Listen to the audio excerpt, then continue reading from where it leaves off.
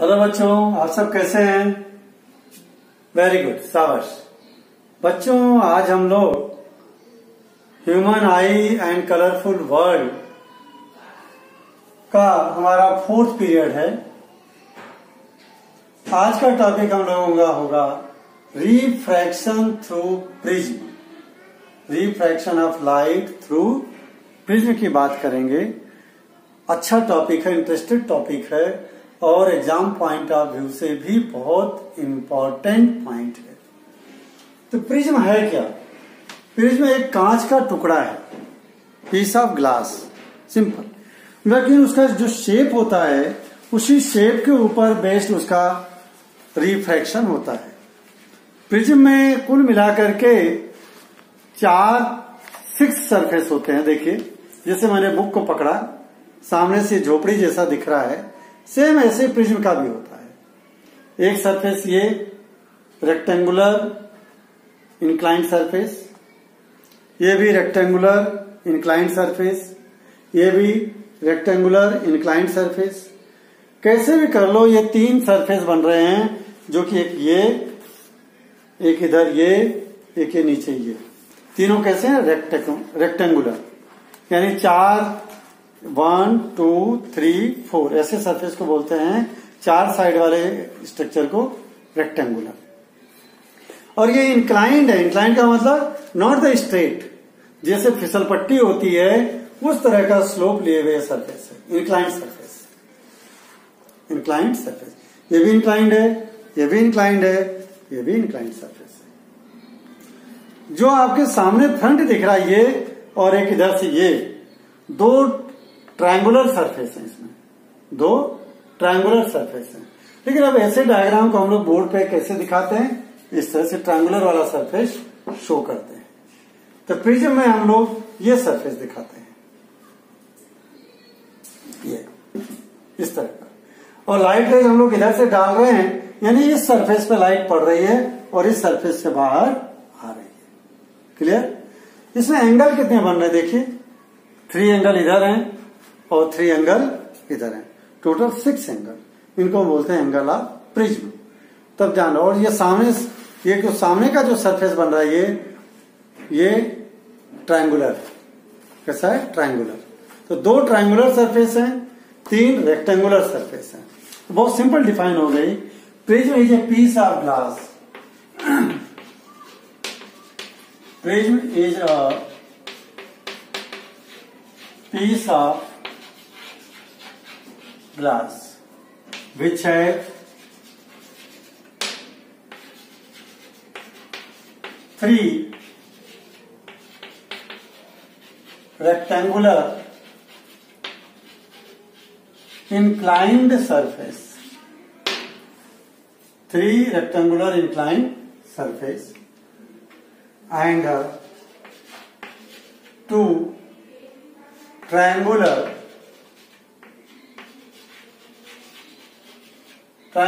erect surface, सीधे surface.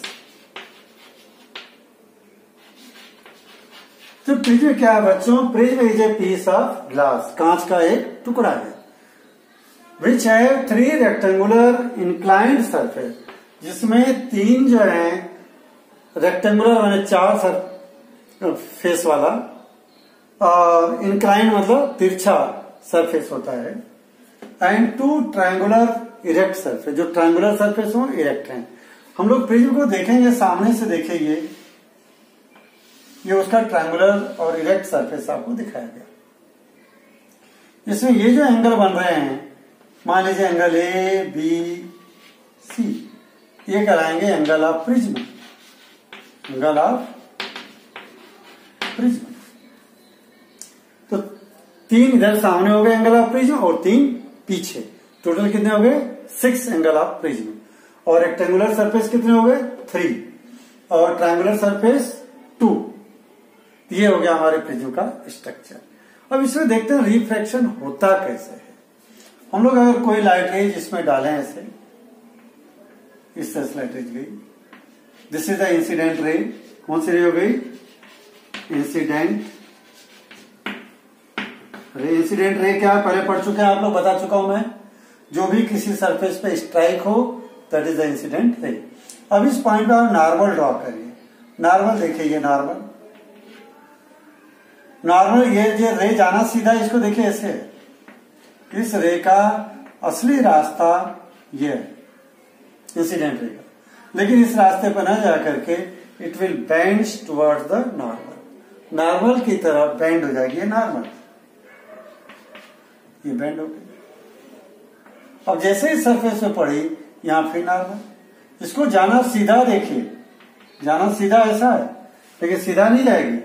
अब इस नॉर्मल से ये जो नॉर्मल बना है, इससे ये दूर जाएगी, it will bend away from the normal, क्योंकि रेयर से एयर से ग्लास में गई, यानी rare to denser. Rare to denser जाएगी तो क्या होगी, it will move towards the normal, और डेंसर टू रेयर जाएगी, it will move away from the normal. ये नॉर्मल है, इससे इसका रास्ता ये है, इससे भी और दूर, इससे भी और दूर।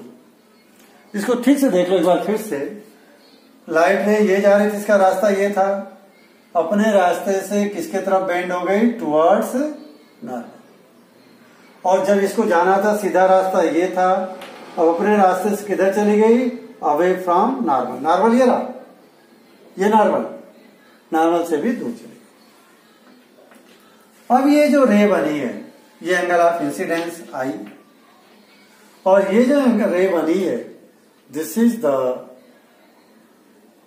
इज द इमर्जेंट रे। क्या नाम बनेगा इसका, इमर्जेंट रे। थोड़ा ऊपर लिख देता हूं मैं आपको।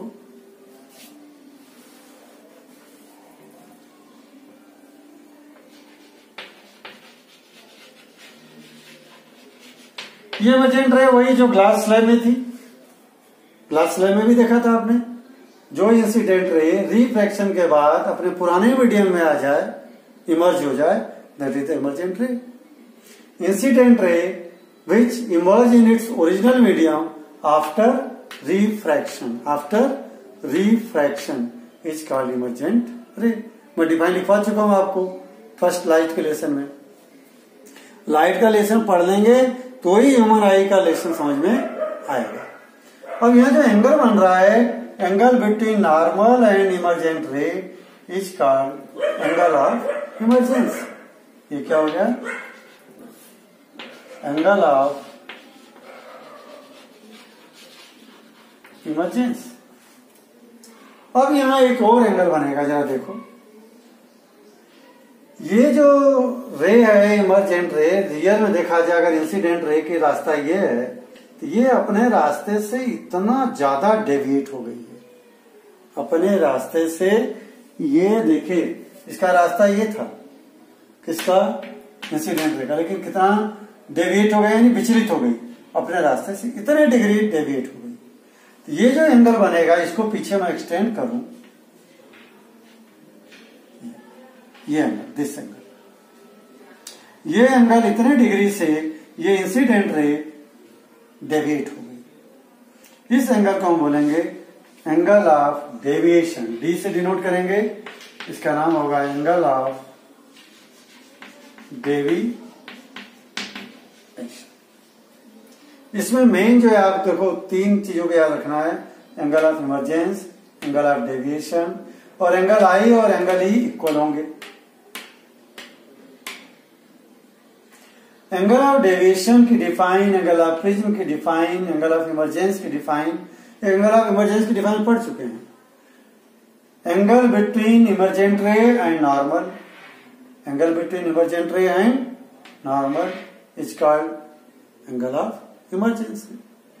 और डेविएशन, एंगल ऑफ डेविएशन की डिफाइन भी simple, angle between incident ray and emergent रे is called angle of deviation. देखिए ये कौन से रे जा रही है, कौन से रे जा रही है, इंसिडेंट रे, इसके बीच में, और ये कौन से रे है, इमर्जेंट रे। इन दोनों के बीच में बनने वाला जो एंगल ये है, ध्यान से देख लो, बच्चे गलती करते हैं, ये एंगल ऑफ डेविएशन, डी से डिनोट करेंगे एंगल ऑफ डेविएशन। यहाँ डी लिखना चाहिए आपको कायदे से, यहाँ ये मैंने यहाँ मार्क कर दिया एंगल ऑफ डेविएशन। और एंगल ऑफ प्रिज्म क्या हो गया? Angle found between two inclined surface, angle found between two inclined rectangular surface is called angle of prism. और एंगल ऑफ डेविएशन के एक और डिफाइन लिख सकते हैं, angle by which incident ray get deviated, angle by which incident ray get deviated is called angle of deviation. मैं थोड़ा इनकी डिफाइन लिख देता हूं बोर्ड पे।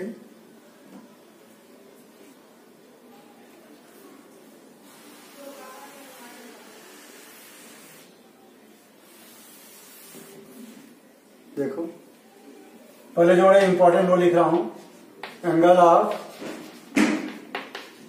Deviation, angle between incident ray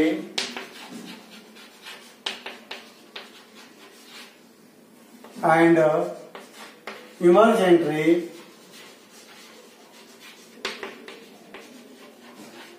is called angle of deviation।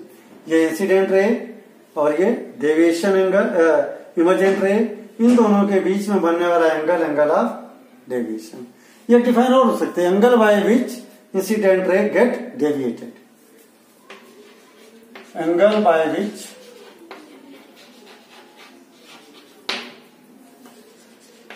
incident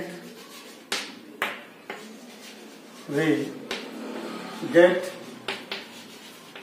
deviated is called angle of deviation। Clear? Note कर लेना आप लोग। इसकी बात हो गई। अब इसकी बात करता हूं मैं, एंगल ऑफ इमरजेंस रे तो लिख लेंगे, angle of emergence, angle between emergent ray and normal, ये भी लिख देता हूं मैं।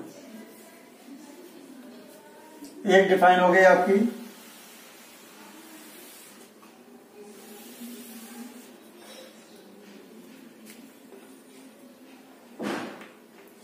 Angle of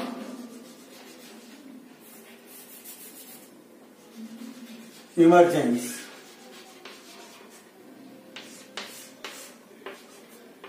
angle between normal and emergent ray, angle between ये नॉर्मल और ये इमरजेंट रे, इनके बीच का एंगल जो है एंगल ऑफ इमरजेंस। अब एक और लिख लो, एंगल ऑफ प्रिज्म के define,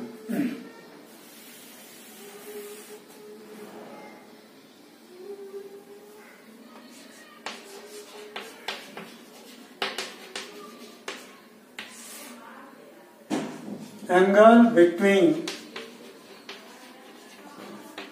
to inclined rectangular surface, angle between two inclined rectangular surface is called angle of prism। जैसे देखिए ये inclined surface, ये inclined surface, इन दोनों के बीच में बनने वाला ये एंगल, ये this angle is the angle of prism. तो बच्चों ये मेन डिफाइन हो गई आपकी और प्रिज्म का ये डायग्राम। अब दूसरी एक बात और करने जा रहे हैं इस चीज से, प्रिज्म से related, that is the dispersion of light.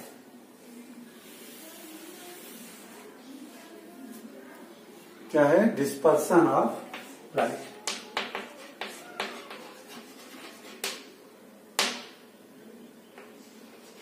Dispersion of light, disperse होना लाइट का, डिस्पर्स होना। जैसे आपने असेंबली में देखते हैं, सुबह असेंबली डिस्पर्स, डिस्पर्स का मतलब जो जिस क्लास का बच्चा वहां जो इकट्ठे थे सब बिखर करके अपने अपने क्लास में चले जाएंगे। सेम वैसे ही बच्चों लाइट भी जब एक पर्टिकुलर एंगल से प्रिज्म में पड़ती है तो प्रिज्म क्या करता है, सभी लाइट के कलर, एक व्हाइट लाइट में कितने कलर? 7 कलर, उनको 7 कलर में स्कैटर कर देगा, डिस्पर्स कर देगा। देखें फिर से, मान लीजिए कोई लाइट ये वाइट पड़ी इंसिडेंट रे, अब ये जब क्या करेगी 7 कलर्स में ये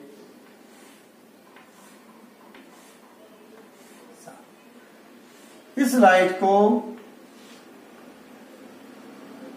1 2 3 4 5 6 और एक यहां रह 7 कलर में ये स्कैटर्ड हो जाएगी, जबकि जाना इसको कैसा था ऐसा देखिए ये रास्ता था, लेकिन इस पे न जाकर के बेंड हो गई। अलग अलग कलर सबसे नीचे इसमें आता है बच्चों violet, indigo, blue, green, yellow, orange, red. V for violet, I for indigo, B for blue और G for green, Y for yellow और O for orange, R for red. और शॉर्ट में बच्चे करते हैं वी आई वी बी, विब, ये we, ये आई, ये बी विब, ये जी, ये वाई, ये ओ, ये आर, विब ग्योर। साथ में इसको क्रम में याद करना है तो विब ग्योर। बच्चों इसमें जो वायलेट कलर है, देखिए सबसे ज्यादा डेविएट कौन सा कलर हुआ, वायलेट कलर। ये इतना यहां जाना था, इतना डिग्री से ये डेविएट हुआ वायलेट। सबसे ज्यादा एंगल से कौन डेविएट हो रहा है, वायलेट कलर डेविएट मैक्सिमम। सबसे लिस्ट कौन डेविएट हो रहा है, red colour. Red colour deviate minimum. तो वायलेट कलर क्या हो रहा है, डेविएट मैक्सिमम। ये आता है एग्जाम में, इसलिए मैं लिख रहा हूं। और सबसे कम डेविएट कौन होगा, डेविएट लिस्ट, सबसे कम। ऐसा क्यों बच्चों, सभी लाइट के कलर की वेवलेंथ अलग अलग है। सभी कलर के लाइट की वेवलेंथ अलग अलग। जब भी लाइट इसमें एंटर करेगी रेयर टू डेंसर मीडियम, तो इनकी जो है स्पीड और वेवलेंथ चेंज होती है, फ्रीक्वेंसी चेंज नहीं होती। ये क्यों अलग अलग एंगल से डेविएट हो रहे हैं, because they have different wave length. Question लिखना बहुत इंपॉर्टेंट है, why different colour of light deviate with different angle, with different angle। बहुत आईएमपी क्वेश्चन है, अलग अलग कलर अलग अलग एंगल से डेविएट क्यों होते हैं। तो सिंपल आंसर लिखना है, because they have different wave length. यही आंसर लिखना है। यहां मैं आंसर लिख देता हूं आपको, because they have different wavelength, because they have different wavelength. ऊपर ले लेते हैं थोड़ा इसको, यहां लीजिए आंसर, बिकॉज they have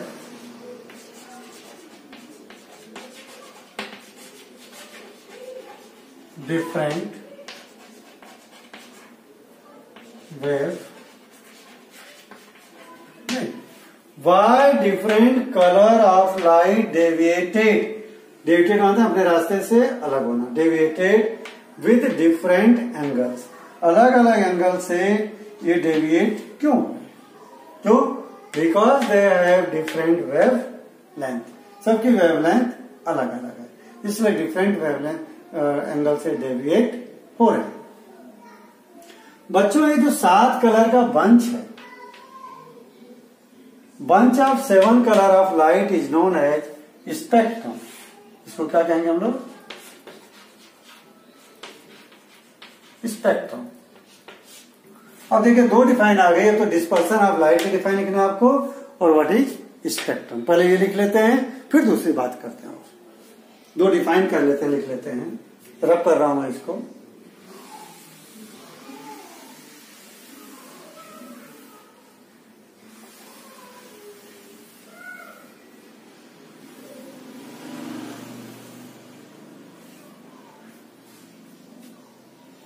लिखे, when light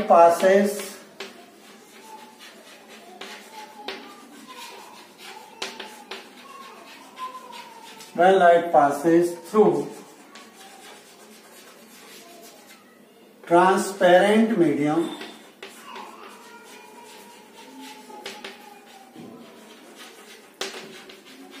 like prism, then it disperses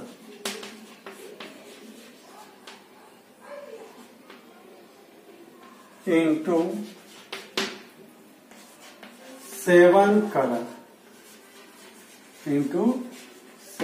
This is known as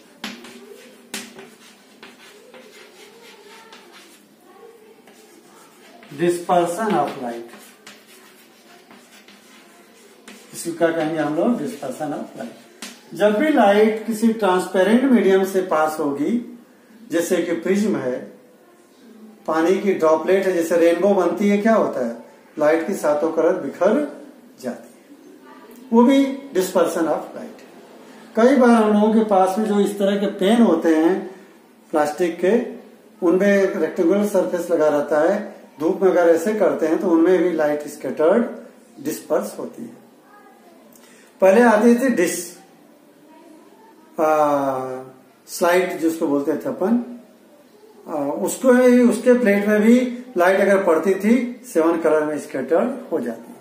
बारिश के दिनों में रेनबो नेचुरल फिनोमिनन है जहां डिस्पर्सन ऑफ लाइट को देखा जा सकता है। तो बच्चों ये कह रहा है the bunch of 7 colour, the bunch माने गुच्छा, the bunch of 7 colour is called spectrum. तो बच्चों ये बात हो गई डिस्पर्सन की और डिस्पर्सन ऑफ या refraction of light through prism. अब हम बात करेंगे कि ये कैसे प्रूफ होगा कि लाइट 7 कलर की बनी है। सर आइजैक न्यूटन जो थे, उन्होंने इस चीज को प्रूफ किया कि जो लाइट है 7 कलर की बनी। हमारे एनसीईआरटी के बुक में एक डायग्राम दिया है, वो डायग्राम एक बार बोर्ड एग्जाम में आया हुआ है। क्या करें, जैसे कि प्रिज्म है, प्रूफ करना है कि लाइट 2 प्रिज्म लगा लीजिए, एक इसके इधर बगल इन्वर्टेड,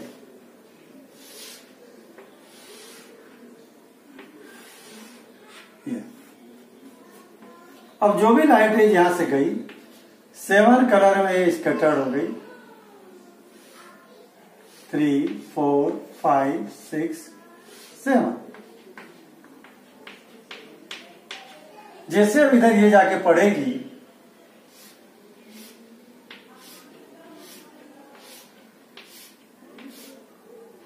ये पड़ी यहां पे, ये रिवर्स, अब इसमें रिवर्स रिफ्रैक्शन होगा ऐसा,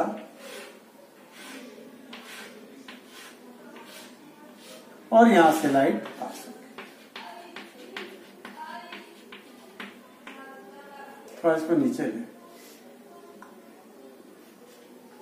तो यहां पे व्हाइट लाइट, यहां पर भी है, इसको बोलते हैं combination to diagram to show the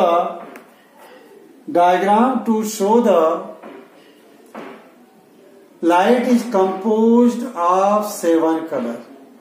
light 7 colour के मिलके बनी है, ऐसा कोई डायग्राम शो करे। आपको ये डायग्राम बनाना है। कई बार बच्चे वो मेले में मिलती है कई कलर की चक्री बोलते हैं, लेकिन जब दौड़ते हैं हवा से तेज घूमती है तो 7 कलर मिल करके एक जैसे ही दिखाई व्हाइट कलर दिखते हैं। तो 7 कलर जब कंबाइन होंगे तब क्या होगा, वो एक कलर में नजर आएंगे। बच्चों एक बड़ा इंपॉर्टेंट क्वेश्चन है,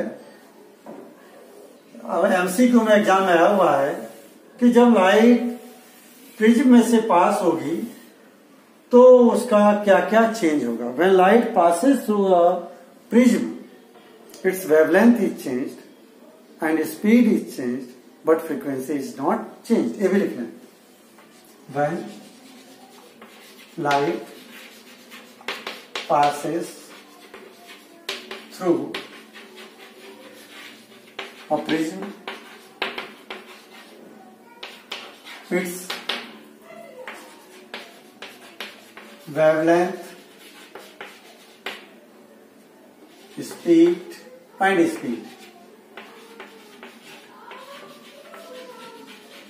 change, but its frequency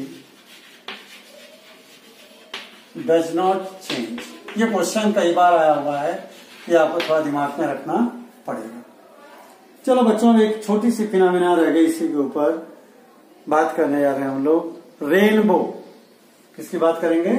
rainbow की। देखिए, रेनबो को समझने से पहले एक छोटा सा डिफाइन समझने पड़ेगी। हालांकि वो डिफाइन हमारे कोर्स में नहीं है, क्लास 10th के सिलेबस में नहीं है, लेकिन उसको रिलेटेड जब तक समझेंगे नहीं तब तक आप रेनबो की बात समझ नहीं पाएंगे। देखिए, मान लीजिए ये नीचे वाला मीडियम डेंसर है और ये रेयर। अब लाइट अगर डेंसर मीडियम से रेयर में गई, ये it will bend away from the normal. ये एंगल आई, ये एंगल आई। अब थोड़ा इस एंगल को और बड़ा करता हूं तो ये यहां जाएगी।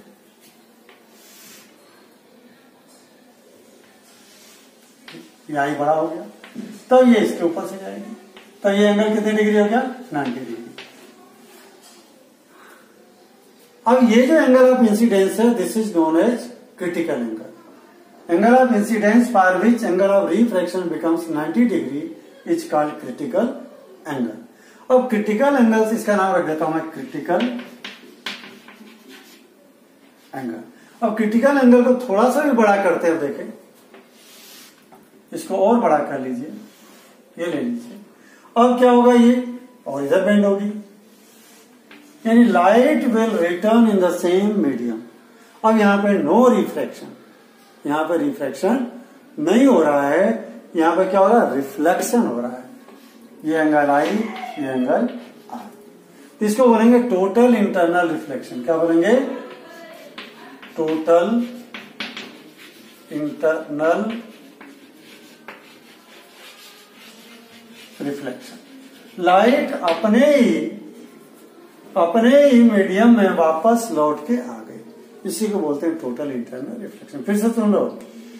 When light enters from denser medium to rarer medium and angle of incidence becomes more than critical angle, then light rays reflect in its own medium. This process is known as total internal reflection. ये बच्चों, आपको ये भी याद करने की जरूरत नहीं है, बोर्ड एग्जाम में नहीं पूछेगा, बस समझ लो, क्योंकि अभी रेनबो जब हम समझेंगे तो वहां ये प्रोसेस हमको जरूरी है जानना।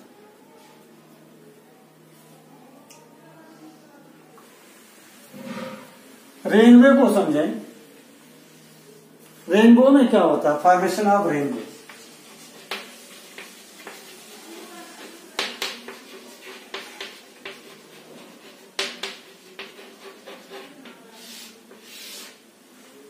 रेनबो का बनना, रेनबो में ये वाटर ड्रॉपलेट्स होती हैं। This is the water droplet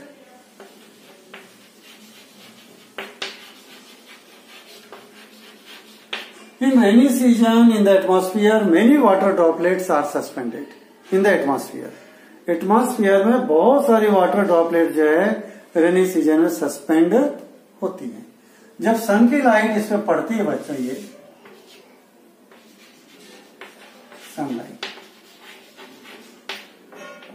this is scattered या डिस्पर्स इनटू 7 कलर, 7 कलर में रेड और वायलेट, बीच में बाकी को डाल देना।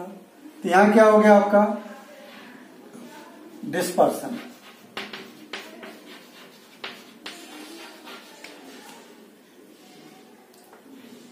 या हम इसको कह सकते हैं रिफ्रैक्शन। रिफ्रैक्शन। अब यहां पर क्या हो रहा है, वही फिनोमेना जो टोटल इंटरनल रिफ्लेक्शन।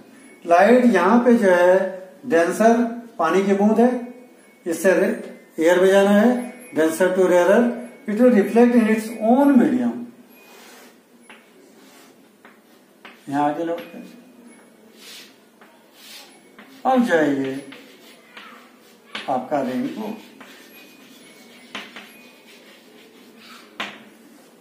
ये रेनबो का डायग्राम आपको जानना जरूरी है। यहां कौन सी प्रोसेस हो रही है, total internal reflection, total internal reflection. तो बच्चों एग्जाम में जरूर पूछा जाता है, name the 2 phenomena which are responsible for the formation of rainbow. कौन कौन से फिनोमेना हो गए, डिस्पर्सन यानी रिफ्लेक्शन और टोटल इंटरनल रिफ्लेक्शन। ये 2 फिनोमेना हो गए। इसको लिखना ज्यादा कुछ नहीं है। When sunlight passes through the water droplets it is scattered into 7 colour, but when light wants to come out from the water droplets due to the process of total internal reflection it is reflected in the water droplet. It is reflected in the water droplets and come out in the form of rainbow. 2 minute में लिख लें इसको। When sunlight passes through water droplet,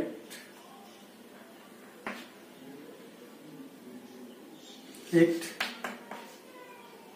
disperses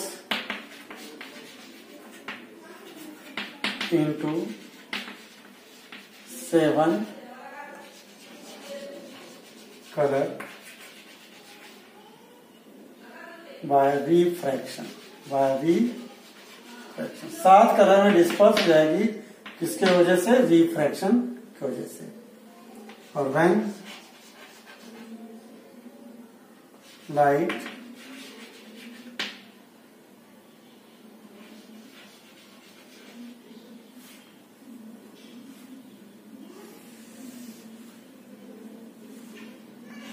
and light is reflected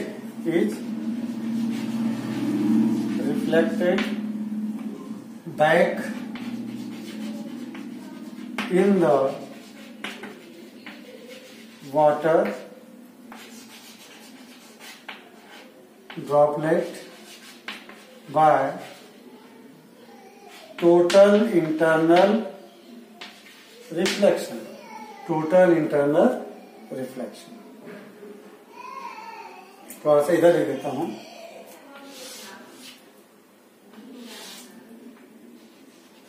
And come out from water droplets in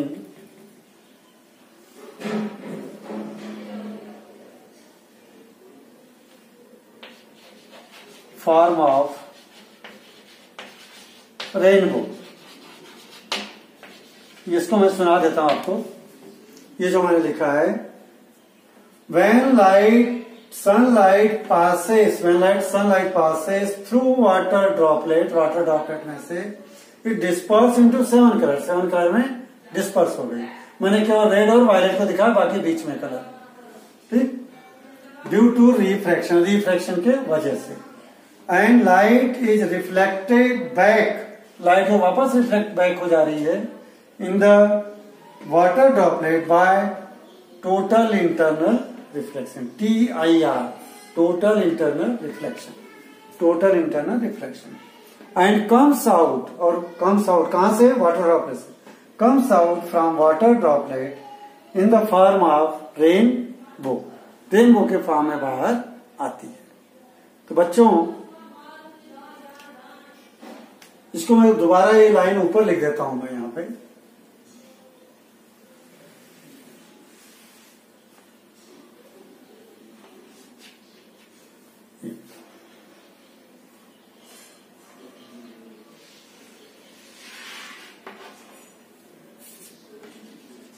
and come out from water droplet in the form of rainbow, rainbow।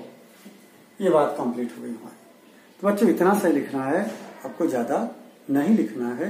दो process का नाम याद रखना है कि वो कौन सी दो प्रोसेस है जो रेनबो बनाती है। कौन सी दो प्रोसेस है, रिफ्रैक्शन या डिस्पर्सन बोलो, और टोटल इंटरनल रिफ्लेक्शन। ओके बच्चों, ये टॉपिक हमारा यहीं खत्म होता है। Have a good day.